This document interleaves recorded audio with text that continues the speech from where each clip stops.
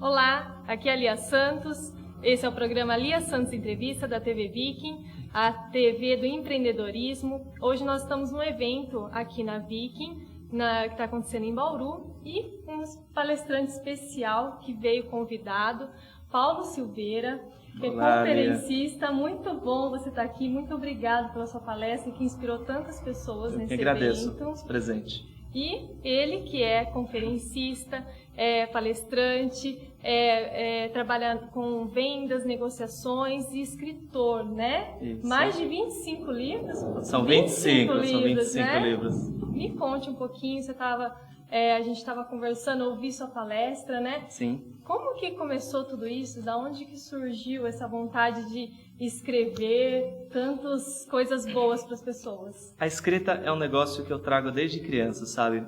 Quando eu era criança, eu sempre falo, eu nunca fui pobre, eu sempre fui simples, que são coisas distintas, né? Eu tive uma infância rica, mas com poucos recursos.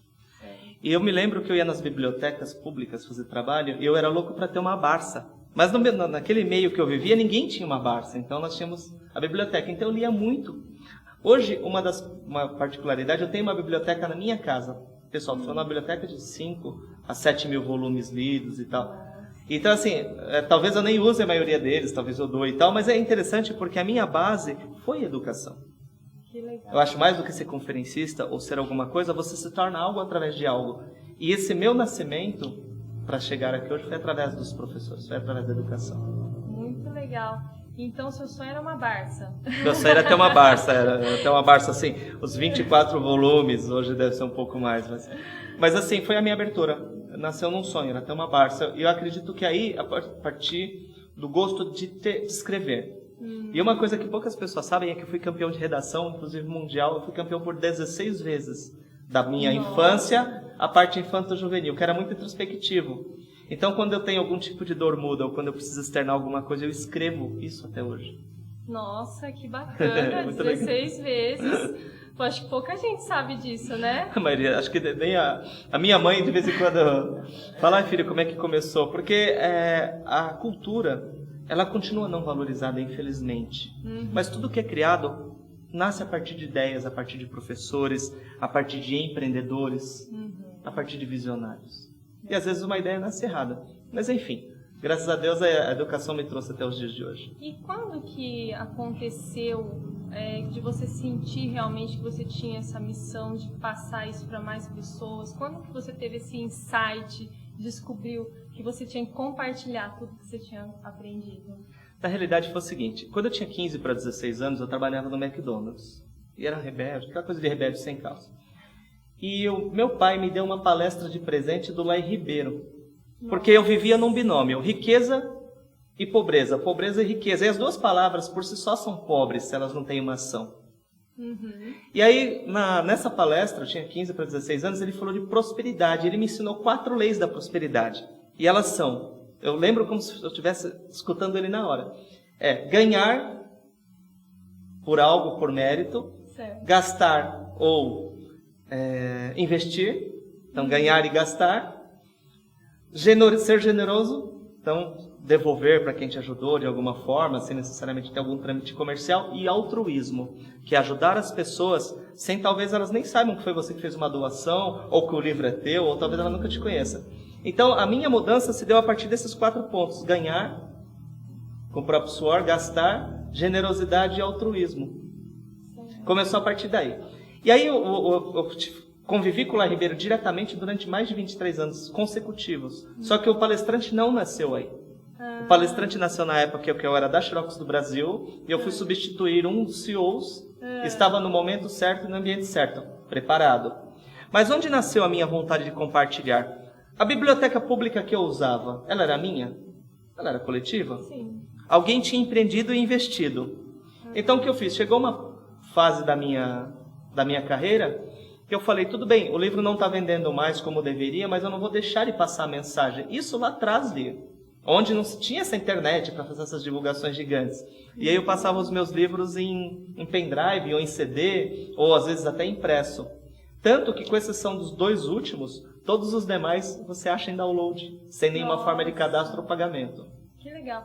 E começou tudo isso com quantos anos, mais ou menos, de idade? O primeiro livro que eu compartilhei foi A Lógica da Venda. Ele era best-seller absoluto.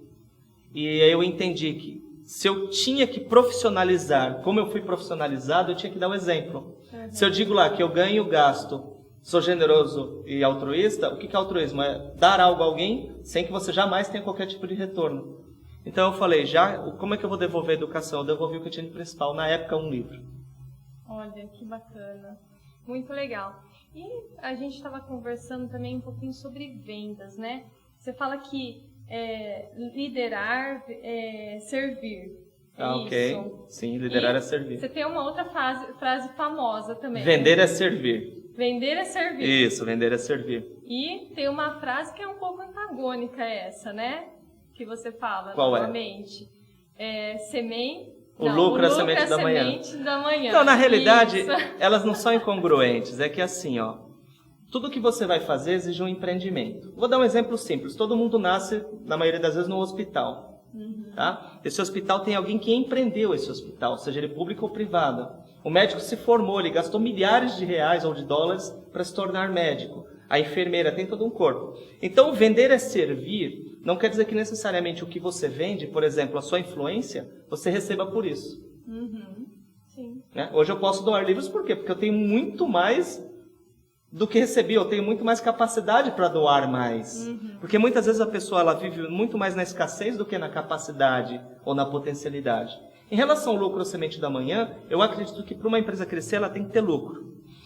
Ela tendo lucro, ela pode investir no seu colaborador. Esse colaborador pode se tornar um futuro sócio. E por aí vai. Então, elas não são antagônicas.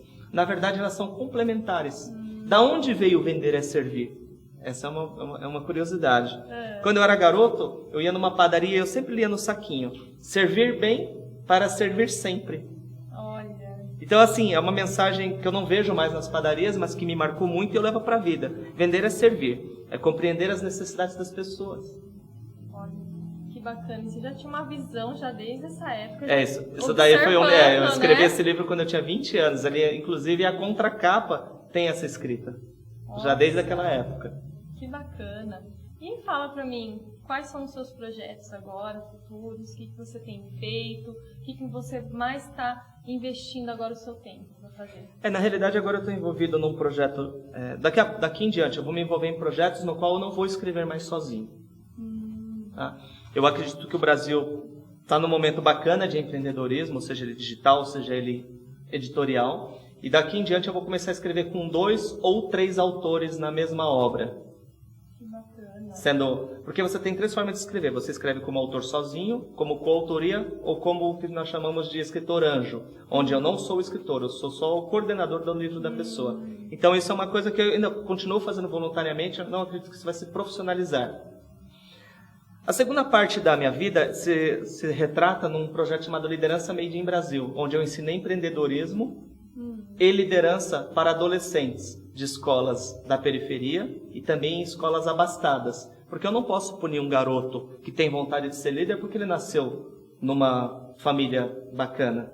Por outro lado, eu não posso tirar a semente do sonho de alguém que nasceu na periferia, como foi o meu caso. Você comentou que você nasceu na periferia, né? E na periferia você teve incentivo para ser empreendedor? Como que foi isso? Foi tudo muito fácil? Não foi muito fácil. Silveira, você vai ser um empreendedor no futuro, um escritor, um Não, na realidade não foi bem assim. Eu sou fruto de um divórcio como milhares de outras pessoas, então não tem nada de especial em mim. O que tem de especial foi o seguinte... desde os 5 anos eu comecei a vender geladinho, juju, chupa-chupa, dependendo do estado que você mora, tem um nome. Só que eu percebi, num dado momento, Lia, que se eu engraxasse um sapato, equivalia a vender uma caixa quase de sorvete pelo que se praticava de valor. Aí eu entendi o valor do trabalho, o valor mesmo, não é o preço. Então eu comecei a aprender a pintar, fui fazer Senai e tal. Mas em que momento a minha mente se expandiu? Foi quando eu saí pela primeira vez, peguei o trem com meu pai, fui tomar um café no Mapping, que era uma antiga loja de departamento que não existe mais. E eu conheci um modelo diferente daquele boteco que eu estava acostumado ou daquela padaria de periferia. Você expandiu um pouquinho, Eu expandi, né? mas o que mudou a minha visão foi quando eu fui trabalhar no McDonald's, no coração da Avenida Paulista. Nossa. Foi a primeira vez que eu vi a Livraria Cultura. Ah, é? Aí eu notei que ali era um ar diferente. Eu notei que era totalmente errada a visão que você na periferia é predador e você tem que ser predador para se defender. Eu descobri sim que você tem que buscar energia semelhante à energia de soma, que por mais forte que você seja, se você não contribui, você se torna fraco, seja pela idade ou seja pela não contribuição. Eu descobri na periferia, por outro lado, a gentileza de mesas que eu partilhei e partilho até hoje. Eu tenho muito orgulho de dizer que nasci na Zona Leste de São Paulo, em São Miguel Paulista. Eu nunca vou negar isso. Nunca. Tanto que os meus amigos, se me assistirem, fica aqui o abraço para vocês. A minha mãe mora no mesmo bairro que eu nasci. As minhas tias moram no mesmo bairro que eu nasci. Muitos primos meus moram no mesmo bairro que eu nasci. Eu acredito que a Zona Leste de São Paulo, se você falar em termos de público emergencial, vai ser o grande público. Nós estamos falando de 4, 5, 6 milhões de pessoas que representam 1/3 da cidade de São Paulo, na capital. Basta investir nessas pessoas, você vai descobrir outras pessoas como eu lá. Você vai descobrir outros empreendedores, você vai descobrir crianças fantásticas dentro da pior situação, uma situação de separação ou uma situação de abuso, porque você na periferia tem que ser predador para sobreviver, infelizmente. E às vezes não teve condições de enxergar um outro lado, né? Só viu aquilo, então acredita que aquilo lá é a vida. Não, eu vou além disso, Lia. Eu vou além disso. Quando uma criança se destaca numa sala de periferia, ela não é aplaudida pelos amigos. Ela é excluída. Numa sala de 40, você se destacou 2 vezes, até a mãe dos outros amiguinhos fica invocados. Nós temos que mudar, a gente tem que pegar um pouco da cultura americana no sentido de melhor. Quando um americano você começa a contar vantagem para ele quer te dar um voto no sentido de, você empreende, vou empreender tal, ele vai falar good for you, que bom para você, bom para você. Torce pelo outro. Torce né? pelo outro. Aqui não, aqui se você evolui, você vê uma pessoa com um bom carro, você fala, da onde que vem esse carro? Não reconhece todo o trabalho, toda uma trajetória. Você está aqui conhecendo o Paulo Silveira, conferencista, autor de 25 livros e tal. Mas esse Paulo nasceu numa necessidade de periferia, onde a cultura era a única forma de eu conseguir me destacar. Inicialmente num Senai, depois num curso técnico, depois na faculdade de engenharia. Mas a questão não é essa. O que nos trouxe essa conversa foi aquela biblioteca lá atrás da minha vontade de ter uma Barça. E que te levou para onde você está hoje e ajudar tantas pessoas como você. Justamente, porque eu acredito que a cultura muda vidas. Naquele momento o cenário era uma biblioteca. Hoje pode ser um empreendedor digital, pode ser um grupo de network, pode ser uma palestra, pode ser um curso. Às vezes você vai conhecer alguém com similaridade de vontades e de percepções que pode investir no teu negócio. Hoje eu descobri uma pessoa fantástica, o Juliano Alves. Né? Que tem vontade de escrever um livro. Então, uma história incrível. É uma história né? incrível. Ao ajudá-lo a escrever, como voluntariamente, na verdade eu vou estar trazendo sobrevida para milhares de pessoas que se acidentam. Embora eu não possa ter empatia de sentir o que ele sente, porque é uma dificuldade que não tem como você descrever no caso dele, tá? Mas você começa a perceber o seguinte, que você não pode falar com uma criança que ela não pode ter uma Barça. E eu ouvia isso. Fala, você é pobre, você não pode ter essa Barça. E imagina se você tivesse acreditado nisso.